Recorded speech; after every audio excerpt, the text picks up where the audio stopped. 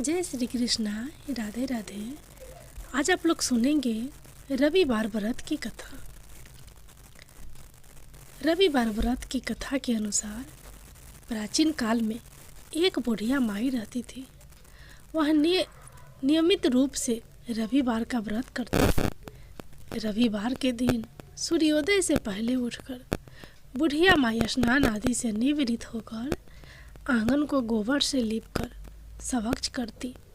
उसके बाद सूर्य भगवान की पूजा करते हुए रविवार व्रत कथा सुनकर सूर्य भगवान का भोग लगाकर दिन में एक समय भोजन करती। सूर्य भगवान की कृपा से बुढ़िया माई को किसी प्रकार की चिंता एवं कष्ट नहीं था। धीरे धीरे उसका घर धन धान्य से भर रहा था। उस बुढ़िया माई को सुखी होते देख उसकी पड़ोसन उससे जलने लगी। बुढ़िया माई ने कोई गाय नहीं पाल रखी थी, अतः वह अपनी पड़ोसन के आंगन में बंधी गाय का गोबर लाती थी। पड़ोसन ने कुछ सोच समझकर अपनी गाय को घर के भीतर बांध दिया। रविवार को गोबर ना मिलने से बुढ़िया माई अपना आंगन नहीं लिप सकी। आंगन ना लिप पाने के कारण उस बुढ़िया माई ने सूर्य भगवान का भोग भी नहीं लगाया और उस दिन स्वयं भी भोजन नहीं किया। सूर्यास्त होने पर बुढ़िया माई भूखी प्यासी सो गई। प्रातःकाल सूर्योदय से पूर्व उस बुढ़िया माई की आंख खुली तो वह अपने घर के आंगन में सुंदर गाय और बछड़े को देखकर हैरान हो गई।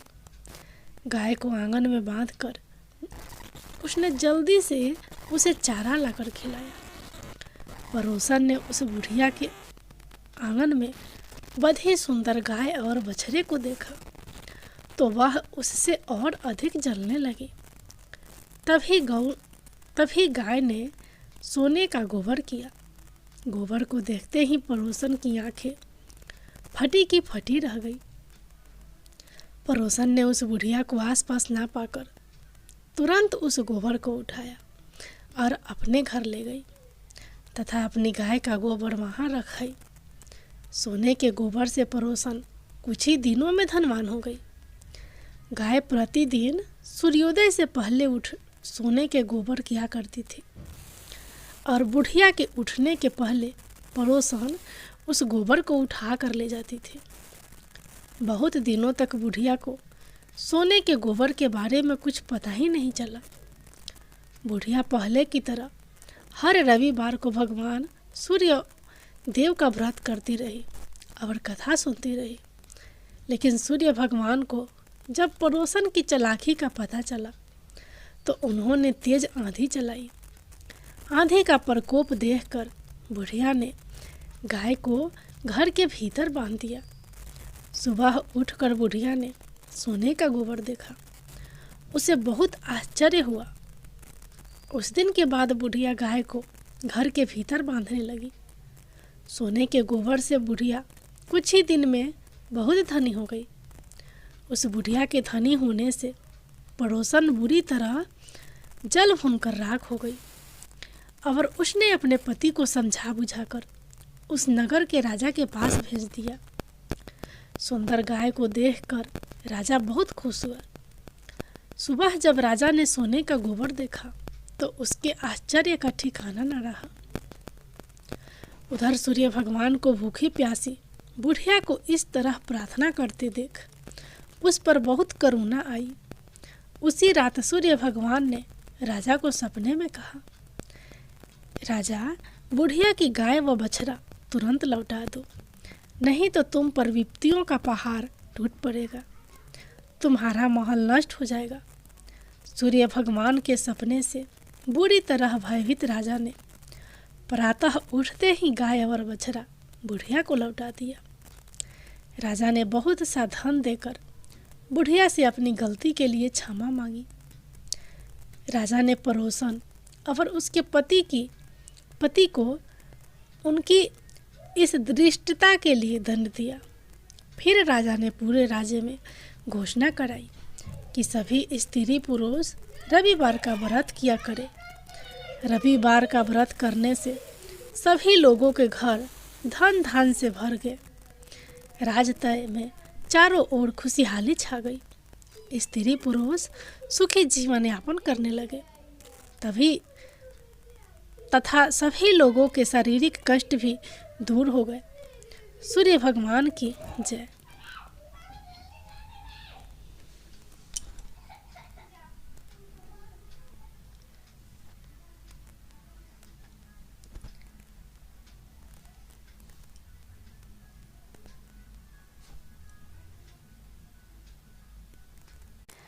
अब आप लोग सुनिए बहुत ही सुंदर गौ माता की कथा।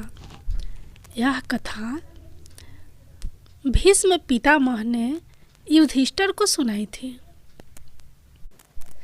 एक बार लक्ष्मी जी ने मनोहर रूप यानी बहुत ही अद्भुत रूप धारण करके गायों के एक झुंड में प्रवेश कर लिया और उनके इस सुंदर रूप को देखकर गायों ने पूछा कि देवी आप कौन हैं और कहाँ से आई हैं। गायों ने भी कहा कि आप पृथ्वी की अनुपम सुंदरी लग रही हो।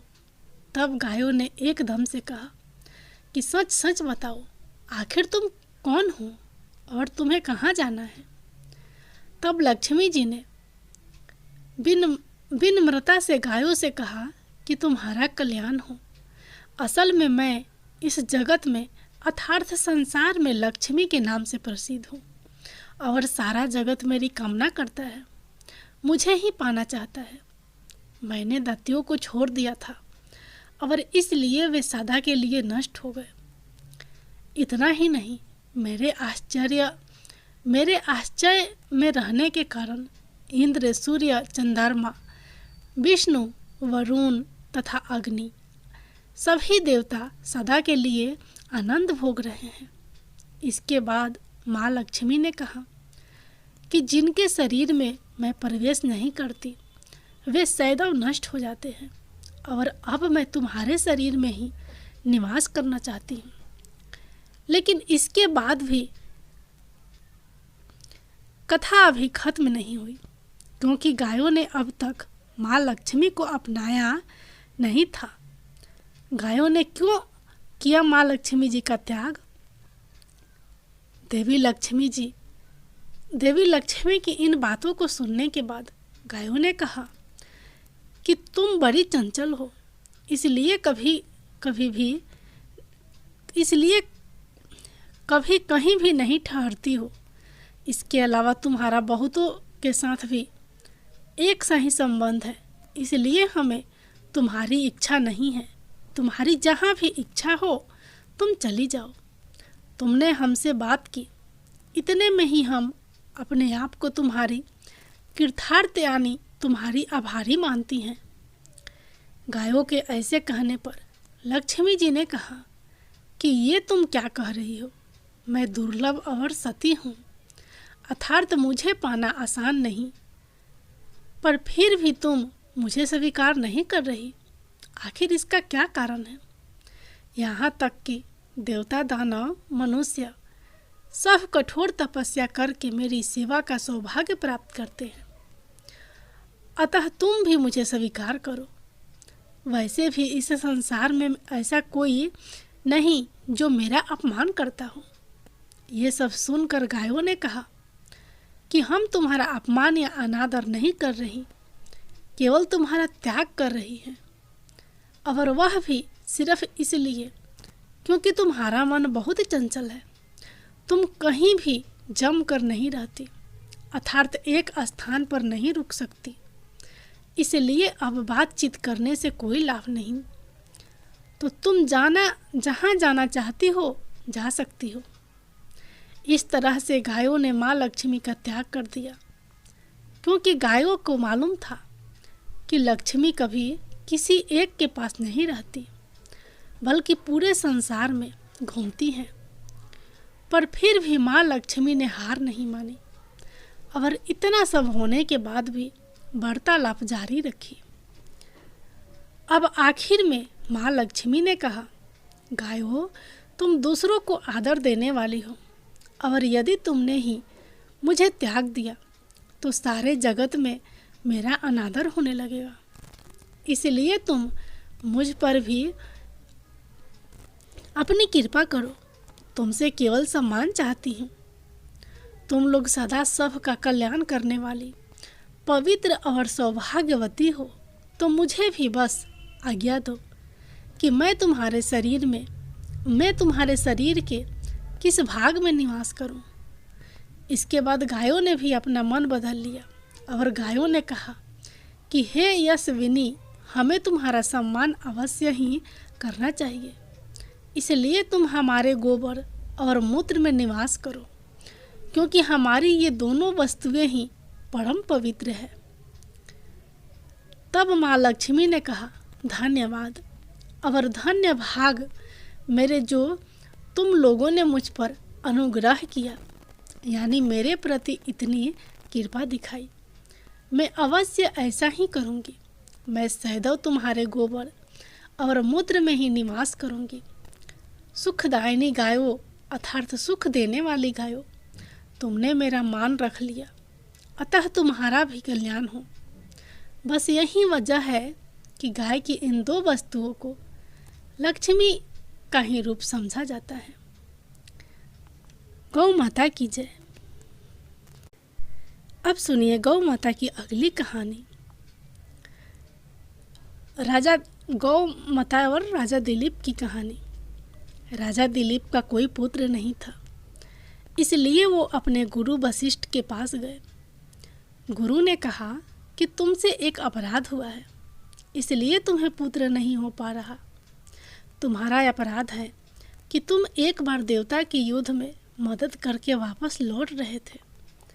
रास्ते में देवताओं को भी भोग और मोक्ष देने वाली कामधेनु एक विशाल वट वृक्ष के नीचे आराम कर रही थी, और अन्य कई गौ माताएं चारा चर रही थी। बस शीघ्रतावश तुमने अपना विमान रोककर नीचे उतरकर कामधेनु माता एवं गौ माताओं को प्रणाम नहीं किया, अनजान मार दिया। जबकि रास्ते में कहीं भी गौवंश दिखे, उनको राह देते हुए दाएं होकर प्रणाम करना चाहिए। ये बात तुम्हें भी गुरुजनों ने पूर्व में बताई थी। यहाँ गौ अपराध और गुरु आज्ञा का उल्लंघन हुआ, इसलिए तुम्हारे यहाँ पुत्र की प्राप्ति नहीं हो सकती। जरा सोचो, हम तो कभी प्रणाम नहीं करते, क्या हमारे पुत्र होंगे? आजकल पुत्र कहाँ पैदा हो रहे हैं? आजकल तो लड़के पैदा हो रहे हैं। जो हमेशा माँ बाप से लड़ाई करे वो लड़का। महाराजा दिलीप गुरुजी के पास जाकर रोने लगे। गुरुजी, कोई तो उपाय होगा।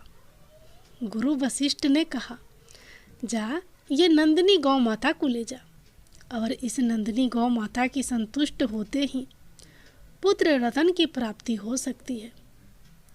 नंदिनी गौ माता ही कामधेनु गाय की पुत्री थी। अब तुम्हें पुत्र केवल गौ माता दे सकती है। राजा दिलीप ने नंदिनी गौ माता की बहुत सेवा की। जब गौ माता चले तो वो भी चलते थे, जब गौ माता खाए तभी वो खाते थे। एक दिन गौ माता ने दिलीप राजा की परीक्षा करनी चाहिए। जैसे ही प्रकृति का सौंदर्य निहारते रहा, दिलीप की दृष्टि फिरी। नंदिनी गौ माता गुफा में चली गई। उस गुफा में एक शेर था। शेर ने गौ माता को पकड़ लिया, और गौ माता करुण पुकार कर डकारने लगी और राजा दिलीप से मदद की गुहार लगाने लगी। याद रहे, राजा दिलीप गुरु कृपा से चर अचर सभी प्राणियों की भाषा समझ लेते थे। दिलीप राजा ने शेर के ऊपर जैसे ही धनुष बाण साधन किया, उनका हाथ जहाँ का वहाँ जाम हो गया। वे निशक्त हो गए, क्योंकि यह सब खेल नंदिनी गाय का था। गाय का एक रूप भगवती दुर्गा भी है। वहीं देव, दानव, यक्ष, किन्नर और मानवों को शक्ति प्रदान करती है। यहाँ तक कि भगवान शिव की पराशक्ति भी यह गौ माता ही है। जब हाथ जकड़ गया, राजा दिलीप मुंह से चिल्लाए, मेरे गुरु जी की गौ माता को छोड़ दो और बदले में मुझे खा जाओ, मुझे कोई दुख नहीं होगा। मगर हे सिंहराज, आपने इस नंदनी गाय को आघात पहुंचाया तो मैं जीते जी भी मारा जाऊंगा,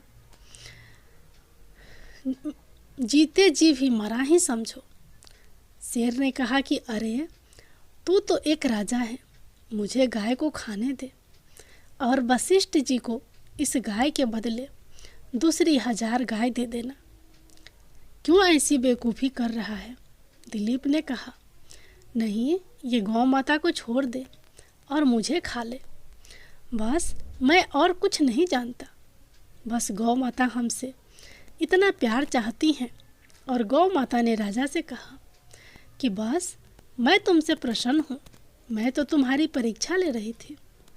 ऐसा कहकर गौ माता ने अपना समस्त वैभव राजा को दिखा दिया और राजा ने कहा कि मुझे पुत्र चाहिए। और गौ माता की कृपा से दिलीप राजा ने रघु जैसा पुत्र प्राप्त किया, जिनके नाम पर ही आगे रघुवंश चला। इसी रघुवंश में आगे जाकर स्वयं भगवान राम के रूप में नारायण प्रकट हुए।